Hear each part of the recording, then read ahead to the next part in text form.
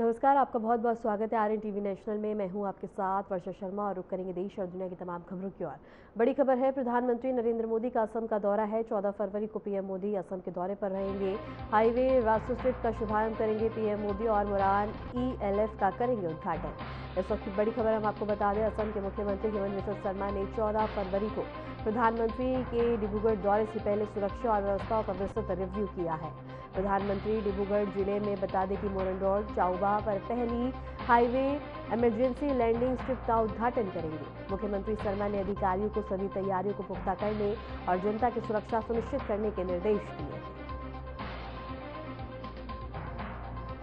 और इस वक्त की बड़ी खबर हम आपको बता रहे हैं, प्रधानमंत्री नरेंद्र मोदी 14 फरवरी को असम के दौरे पर रहेंगे। और इसके साथ ही बता दें कि असम के मुख्यमंत्री हेमंत बिस्वा शर्मा ने पीएम के दौरे को लेकर तमाम व्यवस्था का जायजा लिया है और तमाम जरूरी दिशा निर्देश भी दिए हैं।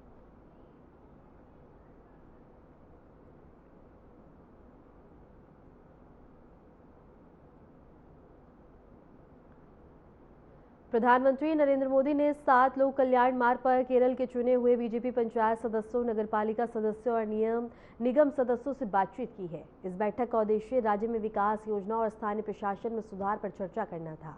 प्रधानमंत्री ने नेताओं को स्थानीय मुद्दे पर सक्रिय रहने और जनता की समस्याओं का समाधान करने की सलाह दी। उन्होंने सभी प्रतिनिधियों को जनता के प्रति जवाबदेह बने रहने और स्थानीय विकास परियोजना में भागीदारी बढ़ाने के लिए प्रोत्साहित किया। बैठक में पार्टी के वरिष्ठ नेता भी मौजूद रहे और उन्होंने आगामी योजनाओं और कार्यक्रमों पर चर्चा की है। और पीएम मोदी ने केरल नेताओं से यहां मुलाकात की, उनसे बातचीत की है, स्थानीय विकास पर चर्चा की गई है। बैठक में वरिष्ठ बीजेपी नेता मौजूद रहे, संगठन और विकास पर मंथन किया गया है। और इसके साथ ही बता दें कि प्रधानमंत्री नरेंद्र मोदी ने यहां बातचीत की है। और इसके साथ ही प्रधानमंत्री नरेंद्र मोदी ने 7 लोक कल्याण मार्ग पर केरल के चुने हुए बीजेपी पंचायत सदस्यों, नगरपालिका सदस्यों और निगम सदस्यों से बातचीत की है। इस बैठक का उद्देश्य राज्य में विकास योजनाओं और स्थानीय प्रशासन में सुधार पर चर्चा करना था। प्रधानमंत्री ने नेताओं को स्थानीय मुद्दों पर सक्रिय रहने और जनता की समस्याओं का समाधान करने की सलाह दी। उन्होंने सभी प्रतिनिधियों को जनता के प्रति जवाबदेह बने रहने और स्थानीय विकास परियोजना में भागीदारी बढ़ाने के लिए प्रोत्साहित किया। बैठक में पार्टी के वरिष्ठ नेता भी मौजूद रहे। उन्होंने आगामी योजनाओं और कार्यक्रमों पर चर्चा की है।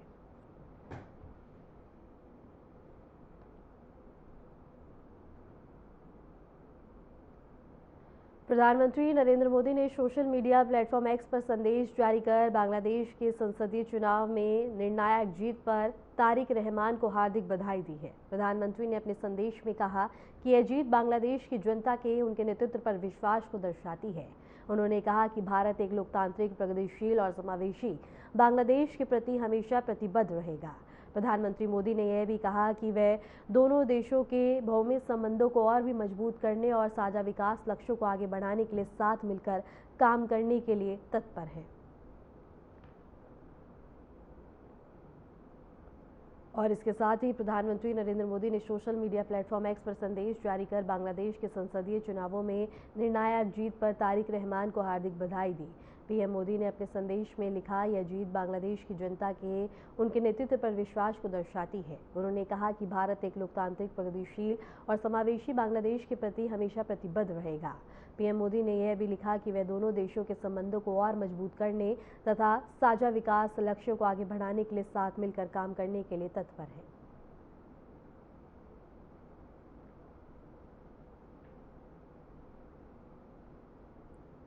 संगरूर से आप विधायक नरिंदर कौर भारत द्वारा लगाए गए आरोपों पर प्रतिक्रिया देते हुए हरियाणा के मुख्यमंत्री नायब सिंह सैनी ने कहा, मुझे उनका नाम भी नहीं पता।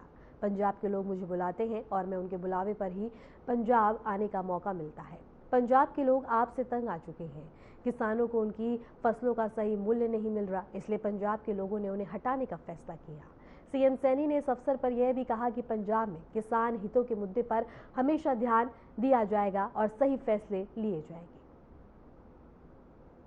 कहां से? संगरूर से आम आदमी पार्टी के विधायक है नरेंद्र कौर, वो आप पर बड़ा आरोप लगा रहे हैं। ये कब लगाई दिया आरोप? अभी थोड़ी देर पहले है? कब? मीटिंग हुई थी जी आपके साथ। कब? वो बता रहे हैं, तो आप बताएंगे, वो बताएंगे। नहीं देख, मैं तो आप नाम बता रहे, मुझे तो नाम भी नहीं पता कौन है। मैं ये भी नहीं जानता भी वो कौन से विधानसभा क्षेत्र से। हाँ, एक बात जरूर कहना चाहता हूँ, पंजाब की जनता हमारी सम्मानित जनता है। पंजाब के लोगों की जो लोकी मुझे निमंत्रण देण आउंदे आ, मैं पंजाब दे लोकां दे निमंत्रण ते पंजाब विच मुझे जाण दा मौका मिलता है, उन्हां दे निमंत्रण ते मिलता है, क्योंकि पंजाब दे लोकी आम आदमी ते बड़े तंग ने, किसान परेशान ने, उन्हां दी फसल दा जो लाभकारी मूल्य मिलना चाहिए है वो पंजाब दे विच नहीं है। तो आपके जी पंजाब दे विच किसान नू फसल जब वो बेचण जांदा है मंडी दे विच, उहदे विच बड़ी दिक्कतां खड़ियां उसके सामने हुंदियां। पंजाब दे विच आम आदमी पार्टी ने बड़े सजाबाक वहां के लोगों को दिखाते।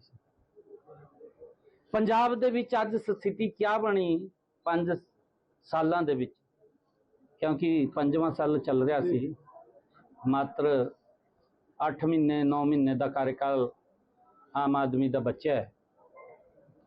जिथों दिल्ली ते झूठे वायदे, मेरे ख्याल दिल्ली में भी जेड़े आरोप पंजाब दे विच आप तुसी कह रहे ने ये लगाए सी, दिल्ली विच भी लगाते होंगे इन्होंने। दिल्ली वाला ने साफ कर दिता भी ये तो झूठ की दुकान है, और ये कांग्रेस ते भी बड़ी दुकान है झूठ की, उन्होंने दिल्ली ते साफ कर दिता।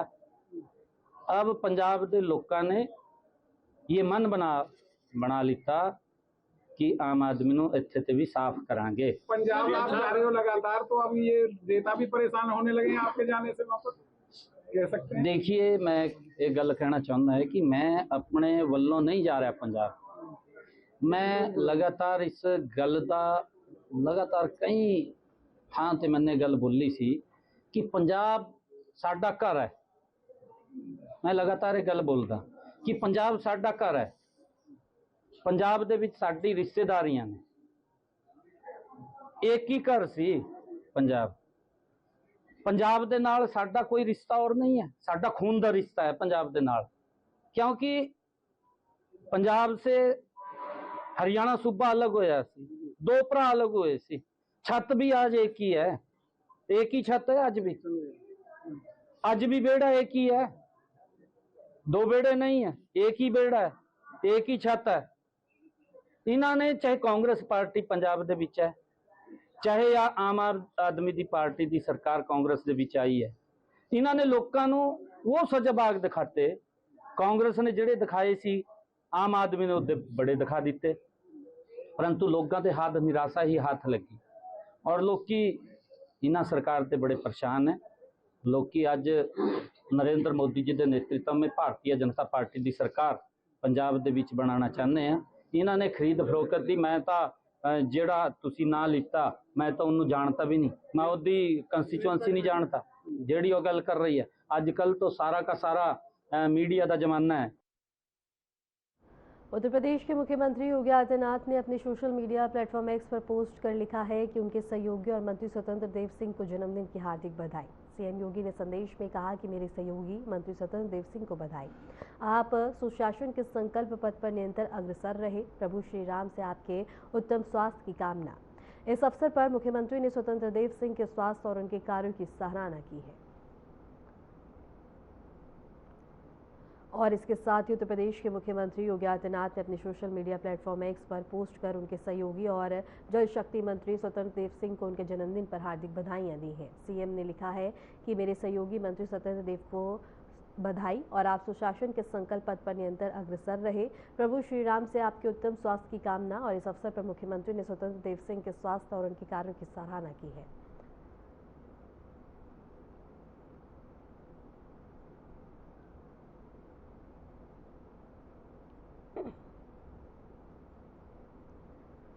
भोपाल में आयोजित 1 दिवसीय क्षमता संवर्धन कार्यशाला सह प्रशिक्षण कार्यक्रम का शुभारंभ मुख्यमंत्री डॉक्टर मोहन यादव ने किया है। इस अवसर पर लोक निर्माण मंत्री राकेश सिंह भी उपस्थित रहे। कार्यशाला का मुख्य उद्देश्य प्रशासनिक क्षमता बढ़ाना और प्रशिक्षण के माध्यम से सरकारी सेवाओं को और प्रभावी बनाना बताया गया। कार्यक्रम में अधिकारी और कर्मचारी शामिल हुए, जिन्होंने प्रशिक्षण के दौरान विभिन्न प्रशासनिक सुधारों और योजनाओं के क्रियान्वयन पर विचार विमर्श किया। प्रशासनिक दक्षता को बढ़ाने के लिए यह कार्यक्रम महत्वपूर्ण माना जा रहा है।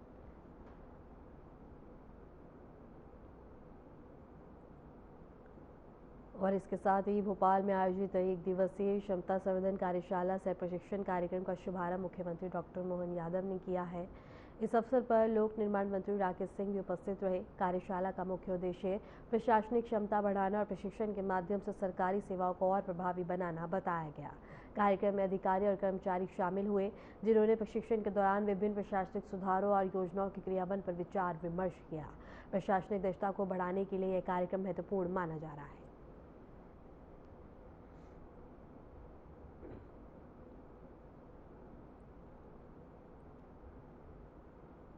तेलंगाना के मुख्यमंत्री रेवंत रेड्डी ने राजधानी दिल्ली में केंद्रीय मंत्री प्रहलाद जोशी से महत्वपूर्ण मुलाकात की। इस दौरान दोनों नेताओं ने विभिन्न विकास परियोजना और राज्य केंद्र संबंधों पर विचार विमर्श किया। मुलाकात में सरकारी योजनाओं के क्रियान्वयन, निवेश और क्षेत्रीय विकास जैसे मुद्दों पर चर्चा की गई। अधिकारियों ने बताया कि यह बैठक राज्य और केंद्र के बीच समन्वय को मजबूत करने और दोनों पक्षों के हित में निर्णय लेने की दिशा में महत्वपूर्ण मानी जा रही है। और दिल्ली से ही खबर हम आपको बता रहे हैं, जहां तेलंगाना के मुख्यमंत्री रेवंत रेड्डी ने राजधानी दिल्ली में केंद्रीय मंत्री प्रहलाद जोशी से महत्वपूर्ण मुलाकात की है। इस दौरान दोनों नेताओं ने विभिन्न विकास कार्यों को लेकर और इसके साथ ही संबंधों पर विचार विमर्श किया है। मुलाकात में सरकारी योजनाओं के क्रियान्वयन, निवेश और क्षेत्र विकास जैसे मुद्दों पर चर्चा की गई। अधिकारियों ने बताया कि यह बैठक राज्य और केंद्र के बीच समन्वय को मजबूत करने और दोनों पक्षों के हित में निर्णय लेने की दिशा में महत्वपूर्ण मानी जा रही है।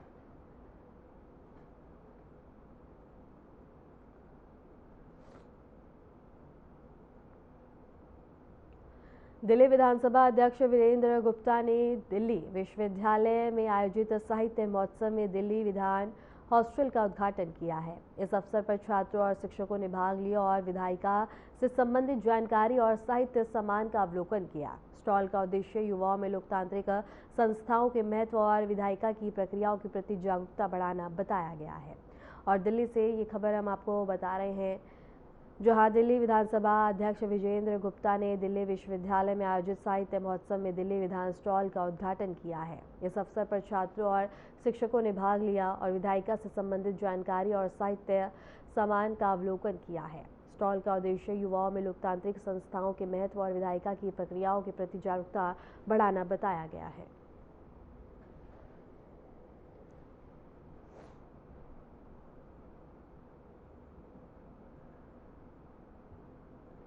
केंद्रीय मंत्री पीयूष गोयल ने कांग्रेस सांसद राहुल गांधी पर तीखा हमला बोलते हुए उन्हें आदन झूठा करार दिया। उन्होंने कहा है कि हाल ही में जारी एक वीडियो में राहुल गांधी ने बेबुनियाद आरोप लगाए हैं और झूठ बोलने के सारे रिकॉर्ड तोड़ दिए।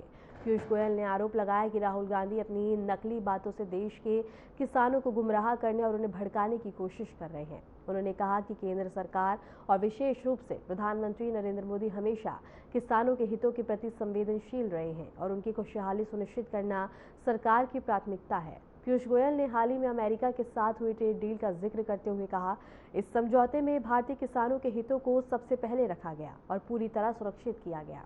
उन्होंने दावा किया कि इस ट्रेड डील से कृषि उत्पादों के निर्यात में वृद्धि होगी, जिससे मांग बढ़ेगी और किसानों को बेहतर दाम मिलेंगे।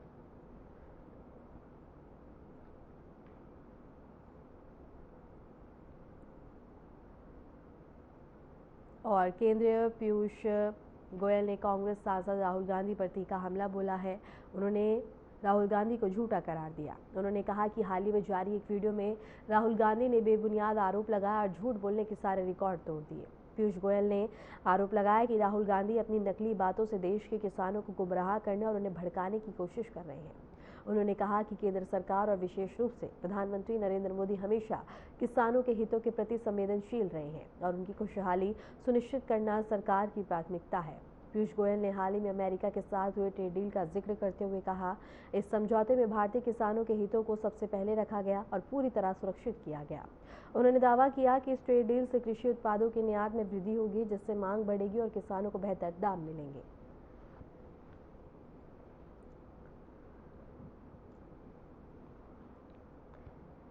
केंद्रीय कृषि मंत्री शिवराज सिंह चौहान ने राहुल गांधी पर तंज कसा और कहा कि राहुल गांधी झूठे हैं, उन्हें किसान के हितों से कोई लेना देना नहीं है। वे लगातार देश के हितों के खिलाफ बोलते हैं और झूठ बोलने के सारे रिकॉर्ड तोड़ चुके हैं। उनका मकसद देश को गुमराह करना। और शिवराज सिंह चौहान ने कहा कि प्रधानमंत्री मोदी ने हमेशा किसानों के हित में फैसले लिए हैं और भारत यूएस ट्रेड एग्रीमेंट के तहत किसानों को पूरी सुरक्षा सुनिश्चित की गई है। राहुल गांधी झूठे हैं, उन्हें देश से कोई लेना देना नहीं है, देश के किसानों से कोई लेना देना नहीं है। किसानों की मजबूती उन्हें कभी रास नहीं आई। वे तो देश विरोधी बातें करते हुए नजर आते हैं। अभी उन्होंने एक वीडियो में झूठ बोलने के सारे रिकॉर्ड तोड़ दिए। वो झूठ बोलकर देश में भ्रम फैलाने की कोशिश कर रहे हैं। प्रधानमंत्री श्रीमान नरेंद्र मोदी हमेशा से किसान हितैषी रहे हैं। उनका हर निर्णय किसानों के हित में लिया गया है। उनकी योजनाओं ने किसानों की जिंदगी बदल दी है। और अभी अमेरिका से जो समझौता हुआ है, उस समझौते में भी किसान हित पूरी तरह से सुरक्षित हैं। हमारे अनाज उत्पादक किसान गेहूं, चावल, मक्का, सोया, मोटा अनाज पैदा करने वाले किसानों के हितों का पूरी तरह से ध्यान रखा गया है। हमारे प्रमुख फल और सब्जी उत्पादक किसानों के हितों को भी इस समझौते में पूरी तरह संरक्षित किया गया है। पोल्ट्री के लिए, डेयरी के लिए, डेयरी उत्पाद के लिए देश के दरवाजे नहीं खोले गए। सच्चाई तो यह है कि हमारे मसाला उत्पादक किसानों को नया विशाल बाजार मिलेगा। मसाला, कॉफी, चाय, मरीन उत्पाद सहित अनेकों वस्तुओं को नया बाजार मिलेगा। हमारा निर्यात बढ़ेगा, जिससे किसानों को फायदा होगा, उनकी आमदनी बढ़ेगी। टेक्सटाइल के निर्यात से हमारे कपास उत्पादक किसानों को बहुत फायदा होने वाला है। मोदी जी का हर निर्णय किसान के हित में है। राहुल जी झूठ बोलकर कभी किसानों का भला नहीं किया जा सकता। किसानों का भला होगा सच्चे और किसान हितैषी फैसलों से, जो श्री नरेंद्र मोदी जी सदैव करते आए हैं। आप कितना भी झूठ बोले, भ्रम फैलाएं, देश को नीचा दिखाएं, लेकिन मोदी जी के नेतृत्व में एक वैभवशाली, गौरवशाली, संपन्न, समृद्ध, शक्तिशाली, आत्मनिर्भर और विकसित भारत का निर्माण होकर रहेगा। मोदी है तो मुमकिन है। राहुल गांधी झूठे हैं। कर्नाटक में एक भीषण सड़क हादसे में 7 लोगों की मौत हो गई है। पुलिस के अनुसार यह दुर्घटना होसेकोटे राष्ट्रीय राजमार्ग पर गांव के पास हुई है। बेंगलुरु के पास हुई इस घटना में एक कंटेनर ट्रक बाइक और कार के बीच टक्कर हो गई है। बताया जा रहा है कि पीछे से मोटरसाइकिल को टक्कर मार दी गई है, जिसके बाद कई वाहन आपस में भिड़ गए हैं। इस हादसे में 7 लोगों की मौके पर ही मौत हो गई, जबकि कुछ अन्य के घायल होने की सूचना है। पुलिस ने मामला दर्ज कर दुर्घटना के कारणों की जांच शुरू कर दी है।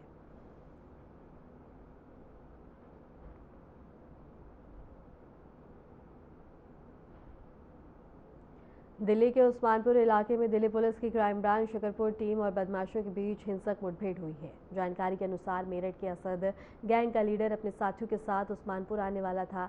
जब तीनों बदमाश बाइक पर आए तो पुलिस ने उन्हें सरेंडर करने के लिए चेतावनी दी। खुद को गिरा देखकर बदमाशों ने पुलिस पर फायरिंग कर दी और जवाबी कार्रवाई में पुलिस ने तीनों बदमाशों के पैर में गोली मारकर काबू किया। इस मुठभेड़ में एक गोली एसआई को छूकर निकल गई है, जिससे वह बाल बाल बच गए। तीनों बदमाशों को अस्पताल में भर्ती करवाया गया और पुलिस के अनुसार इन पर कई आपराधिक मामले पहले से दर्ज हैं।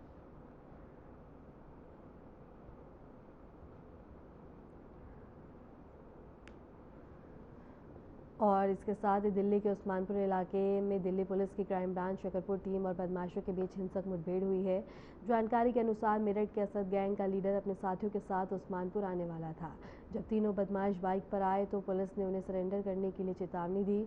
खुद को गिरा देखकर बदमाशों ने पुलिस पर फायरिंग कर दी। जवाबी कार्रवाई में पुलिस ने 3 बदमाशों के पैर में गोली मारकर काबू किया। इस मुठभेड़ में एक गोली एसआई को छूकर निकल गई, जिससे वह बाल बाल बच गए। तीनों बदमाशों को अस्पताल में भर्ती करवाया गया और पुलिस के अनुसार इन पर कई आपराधिक मामले पहले से दर्ज हैं।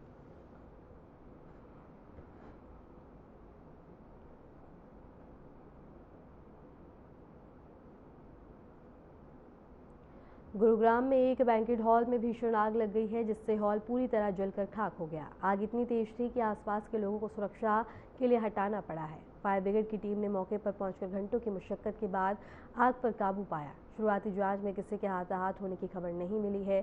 पुलिस और फायर विभाग ने हॉल के मालिक से पूछताछ शुरू कर दिया और आसपास के इलाके में सुरक्षा अलर्ट जारी किया है और इसके साथ ही आग लगने के कारणों का पता लगाया जा रहा है।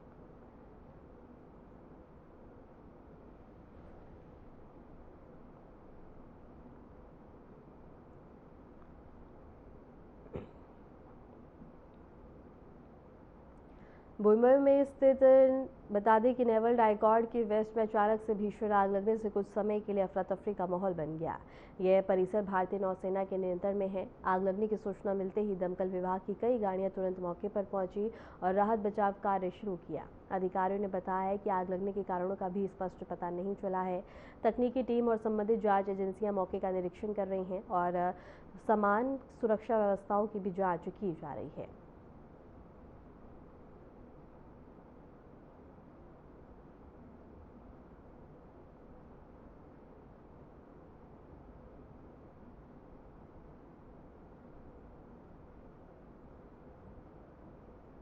फिलहाल के लिए खबरों में इतना ही और ऐसे देश और दुनिया की तमाम खबरों को जानने के लिए देखते रहिए आर्यन टीवी नेशनल।